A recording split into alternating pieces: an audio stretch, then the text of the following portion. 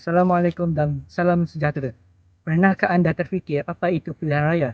Ringkasnya, ia adalah proses demokrasi untuk memilih wakil rakyat yang bakal menerajui kerajaan, sama ada di peringkat negeri maupun persekutuan. Proses ini dijalankan secara sulit, telus dan mengikut prosedur yang sangat teratur. Menariknya, pengiraan undi dilakukan secara terbuka dan dipantau rapi oleh ejen parti politik yang bertanding bagi memastikan ketelusan. Calon yang memperoleh undi tertinggi akan diisytiharkan sebagai pemenang melalui sistem yang kita panggil sebagai sistem majoriti mudah.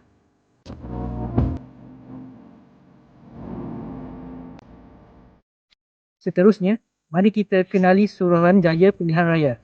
Badan bebas ini bertanggungjawab sepenuhnya dalam mengendalikan pilihan raya. Ahli-ahlinya dilantik khas oleh Yang di-Pertuan Agong setelah berunding dengan Majlis Raja-Raja. Matlamat utama SPR adalah untuk menjamin pilihan raya yang adil tanpa pengaruh daripada mana-mana pihak, sama ada kerajaan atau pembangkang. Tugas utama mereka termasuklah menentukan sepadan kawasan pilihan raya, menguruskan pendaftaran pemilih, serta mengendalikan urusan PRU atau PRN. Urusannya SPR yang diketuai oleh seorang setiausaha bertindak sebagai penggerak utama pentadbiran bagi memastikan setiap garis panduan dipatuhi demi kelancaran proses demokrasi.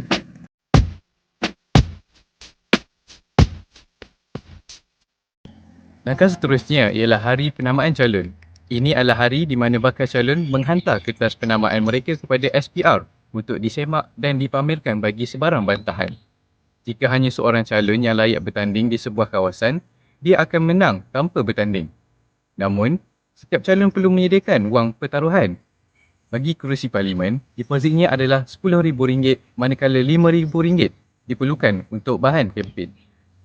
Untuk kerusi negeri pula, deposit calon adalah RM5,000 dan RM3,000 untuk bahan kempen. Perlu diingat, kegagalan menyediakan deposit bahan kempen bermakna calon dilarang memasang sebarang poster atau bendera. Malah, mereka boleh didenda atau dipenjara jika melanggar Akta Kesalahan Pilihan Raya 1954. Deposit ini juga akan hangus sekiranya calon gagal memperoleh sekurang-kurangnya 1/8 atau 12.5% daripada jumlah keseluruhan undi.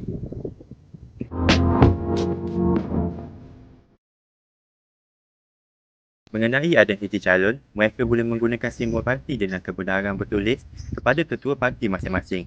Bagi calon bebas pula, mereka boleh memilih simbol unik yang disediakan oleh SPR. Pada hari mengundi, terdapat 7 langkah mudah yang perlu diikuti. Yang pertama, masuk ke saluran mengundi selepas dibenarkan oleh polis bertugas. Yang kedua, serahkan my card dan slip semakan kepada kerani pengundian pertama untuk semakan jari. Yang ketiga, bergerak ke kerani kedua untuk proses caitan jari dengan dakwat kekal. Proses keempat, kerani pertama akan menanda nama anda dalam buku pendaftar dan anda akan menerima kertas undi daripada kerani ketiga. Yang kelima pula, masuk ke peta undi dan tandakan X pada ruang calon pilihan anda. Yang keenam, masukkan kertas undi ke dalam peti undi yang betul. Yang terakhir adalah segera keluar dari tempat mengundi setelah selesai.